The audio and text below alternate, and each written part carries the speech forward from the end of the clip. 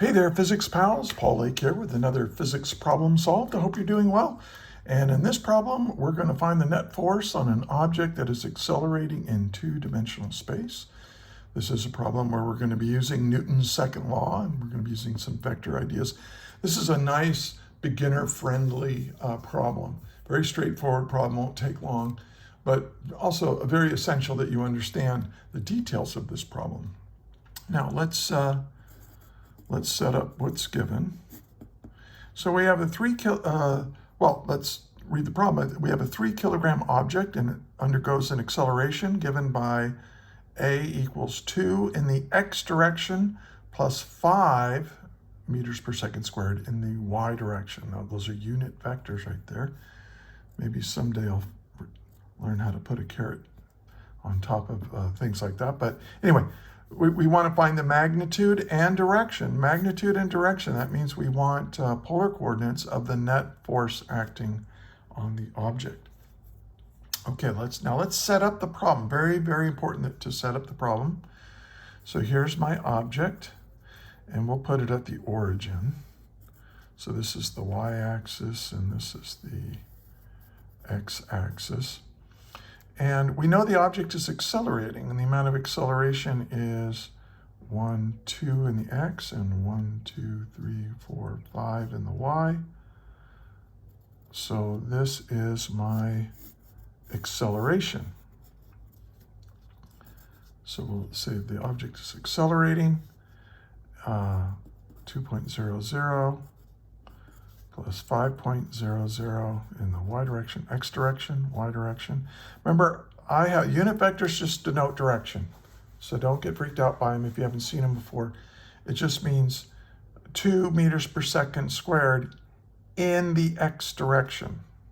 And this is 5 meters per second squared in the y direction. That's what that j hat means. And it has units of meters per second squared. Okay, so that's what's given. Oh, well, we know the mass is 3 kilograms. Everything's 3 significant figures in this problem. Now, what are we trying to find?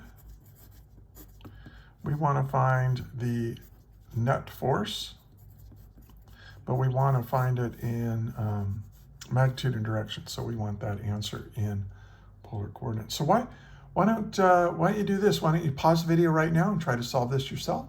Unpause the video to check your work with mine.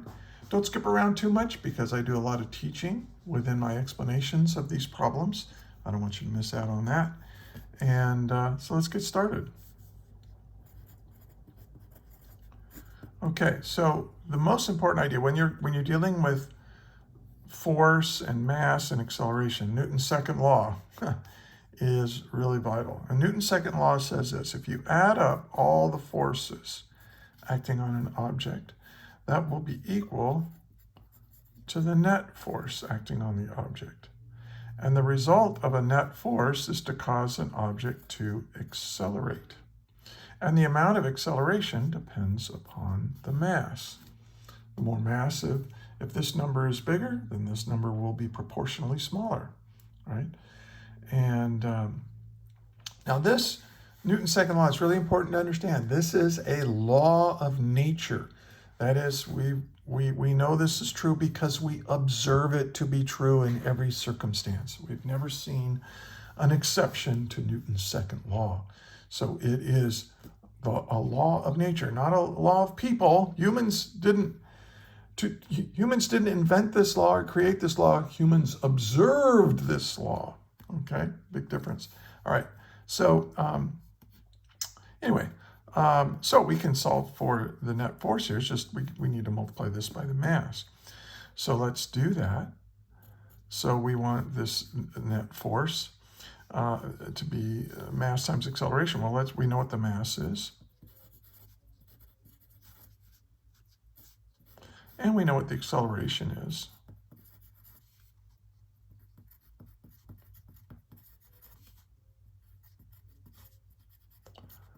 Okay, now let's let us, so this is the net force. Now we're going to distribute in that 3 kilograms to both the x direction and the y direction. And so 3 times 2 is 6.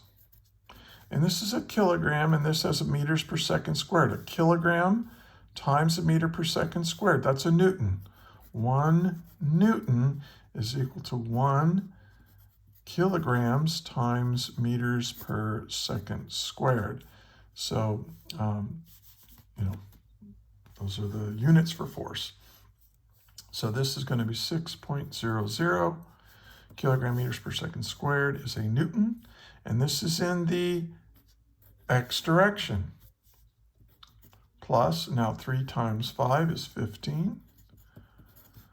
And then a kilogram meter per second squared. Kilogram meter per second squared is a Newton. And that's in the y direction. The nice thing about these vectors is that we can treat the x and y direction separately sometimes. But in this problem, and here's a really, really important point, that the direction of the acceleration is equal to the direction of the net force. This is called a scalar because all the scalar does is scale the vector, or change the length of the vector, and also in this case change the units. So the force vector, if this was my object and I was going to draw a force vector on it, I would draw it, like this. It'd have a different length, and it would have different units, right? So this is in meters per second squared, and the force will be in newtons. So we can now figure out what the magnitude of the net force is by using Pythagorean theorem. Remember, it's the x component of the net force squared plus the y component of the net force squared. And let's see what that's equal to. See, this is 36 plus, and I don't have 15 squared memorized, so let's do that. And I get 261, but I got to take the square root. And when I take the square root of that, I get 16.2. Okay. And that's my newtons. And I think, is my pencil breaking? Yeah, that lead is about to come loose. Anyway, so that's my magnitude of my net force. Now to figure out the angle, I use the inverse tangent of the x component divided by the y component. Now notice you could have figured out what that angle is by just doing 5 over 2. You could have found the direction of the acceleration by taking the inverse tangent of 5 meters per second squared divided by 2 meters, because 5 divided by 2 is the same as 15 divided by 6. So we're going to get the same angle.